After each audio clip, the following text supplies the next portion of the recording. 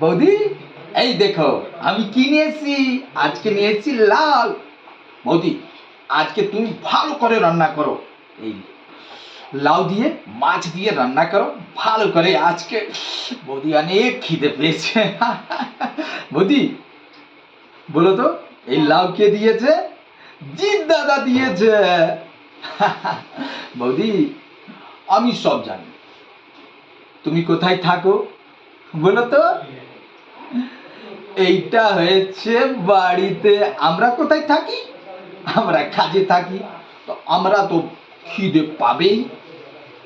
বৌদি আমি জিৎ দাদাকে বলে দিয়েছি বৌদি মাছ দিয়ে লাউ দিয়ে রান্না করবে, আমি যখন ফোন করবে তখন তুমি বাড়ি আসবে, ঠিক আছে? আমি যাচ্ছি এখন মাঠে খেলতে। বৌদি এই লাউটা নত। আসছি দাদা।